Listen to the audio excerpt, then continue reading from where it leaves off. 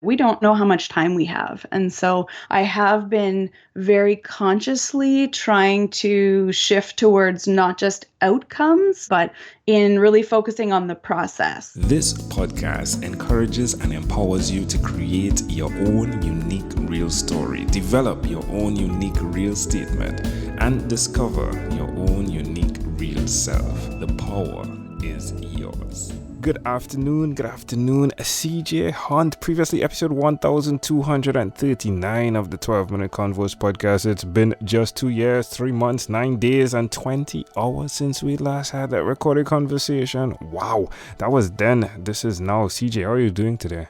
I'm good. I can't believe it was that long ago. Yeah, tell me what has happened in the space of time.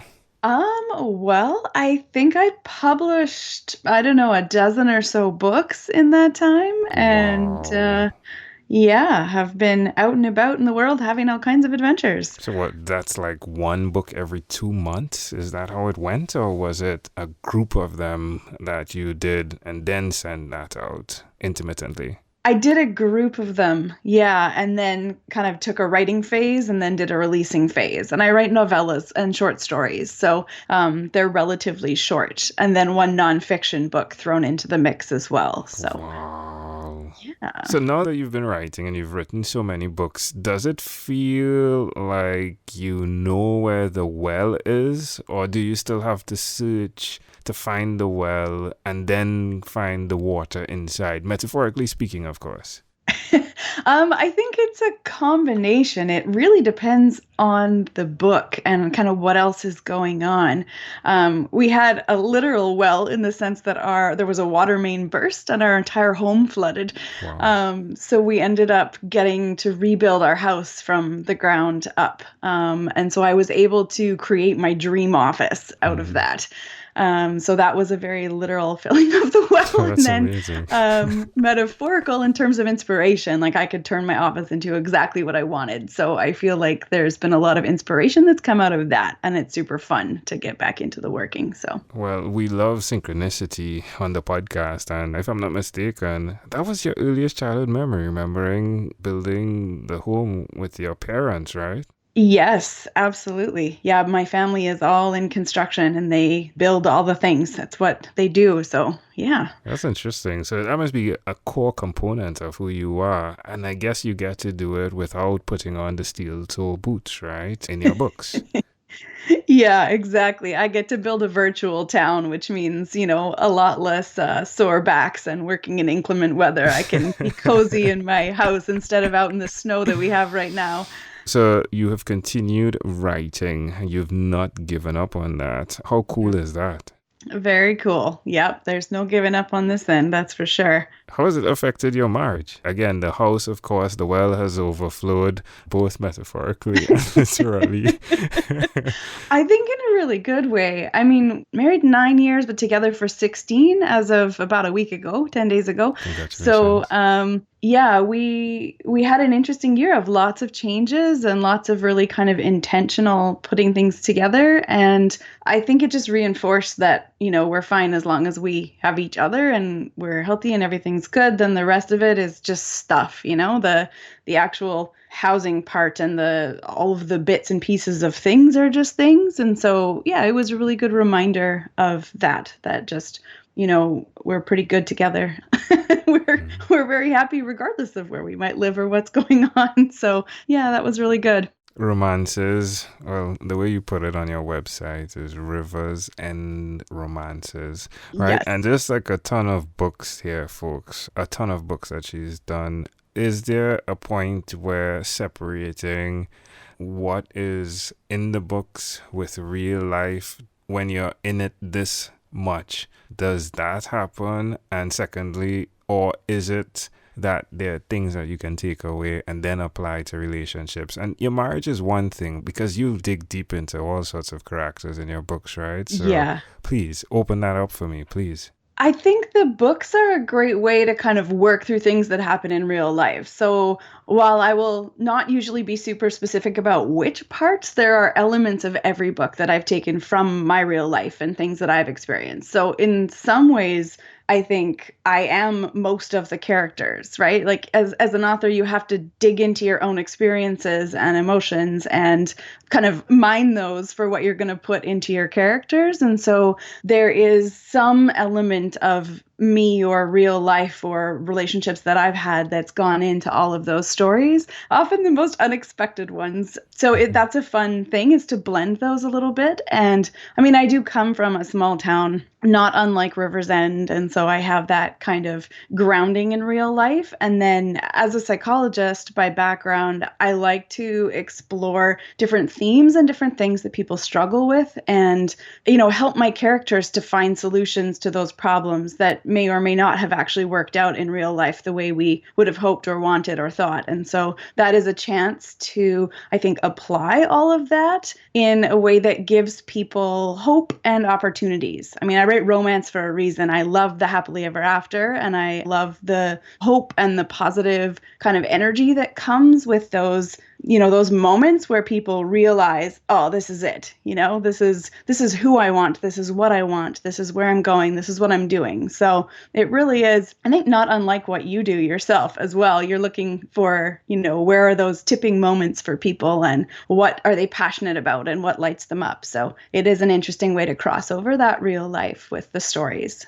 Yeah, it's super cool. I mean, I'm looking at your episode number, and 12 is written all over it because it was 1,239, and you can take the 12 and then the 3 plus 9.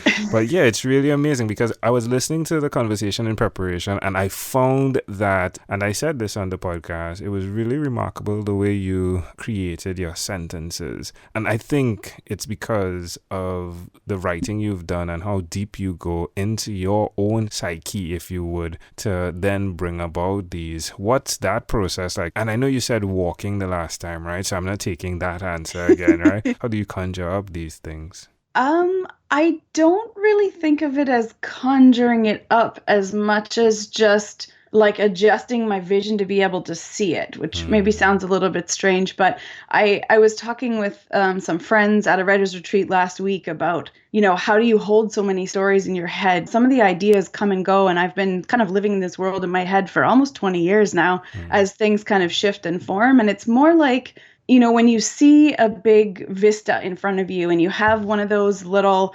they're like telescopes almost that you get the viewfinders when you're in sort of a tourist destination and you can zoom in on a specific thing that you see. It's more like that, where I feel like I have this world living in my head, and each story is just me zooming in closer to that particular person's story in a moment of time. So yeah, I don't know if that helps. It does. I had a guy on, he has a podcast and he focuses on the blues in movie productions, right?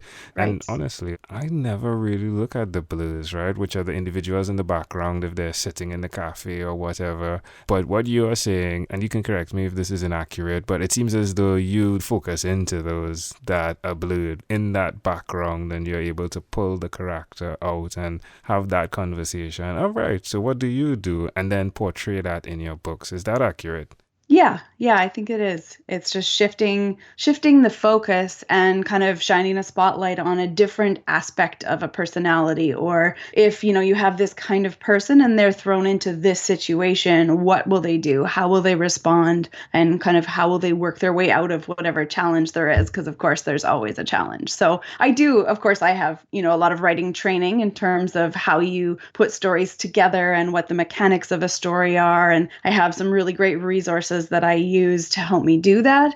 So it isn't all kind of airy-fairy. There's also some technical pieces, but I think there's some magic that comes in the middle when you have both the preparation on the technical side and then just sort of a passion for people, and you get to mix those up together. You get some really cool stuff that shows up in there. That's something you kept saying, being able to focus on people. How core has that been? And have you continued to be that person who's meeting with the ladies, right? And having that accountability as part of your life? Yeah, we still have one of the same accountability groups actually that I've had. It's been running for a couple of years now, and also a couple of new ones. And some of the writers groups that I've been involved in are still going strong. So yeah, there's a really strong writing community, and in romance tends to be a lot of women. And so, for me, that's a nice change. I always worked in the business world. And so there was, seemed a little bit more men than women there. And so this is just a nice balance that you get to have kind of a variety of perspectives and people writing really different kinds of stories. And so you get a lot of different viewpoints on how stories are made and how things come together. It's really interesting. Someone who is observing and listening and looking as deeply as you are, have you had that encounter of a conversation with death? The fact that it's possible that you could die today or tomorrow, and if so, how do you interact with it? Is it something on the back shelf, or is it something in the front of your thoughts when you're doing all that you're doing? I think it's been quite forefront, actually, over the last few years. We've lost a lot of family members and a lot of friends, some very unexpectedly. And so it is something that I think of and has been very influential in how I approach my writing and how I approach my life in general, is just that we don't know how much time we have. And so I have been very consciously trying to shift towards not just outcomes, like, oh, I want to write 5 books in the next year, but in really focusing on the process. Like if I, found out next week that I only had 30 days left, would I be doing things with my day that made me happy as I went, not just focusing on a result, but making sure that each day is lived kind of as much as it can be and enjoying that process as we go along as well. I'm totally and I'm extremely grateful for this opportunity because I get to check in and say, CJ, are you doing what you said you will be going to do, right? Yes, I am. But to know that you've continued to follow through with who you are and what you do, and I believe that is a service to humanity, that you find that thing that really gets you ticking and then you start doing it, not just one in a lifetime, but you keep doing it over and over, and in so doing help others. So I do thank you for that. In closing, is there anything else you'd like to share with our amazing audience? I think just thank you for doing this. This is really fun. And I'm always curious to hear the questions you come up with. And it's a really fun way to explore somebody who's on the other side of the world. So you never know. Maybe you will turn up in one of my stories. Oh, look at that. Oh, that'll be interesting. Yeah, she's an amazing writer. You have my permission. Awesome. All right. Again, CJ, my pleasure. A pleasure I treasure. Thank you for being on what is inspired by 12-Minute Convos with Angel Jones. This podcast is produced by Pod Edits. Visit podedits.com for professional podcast publishing.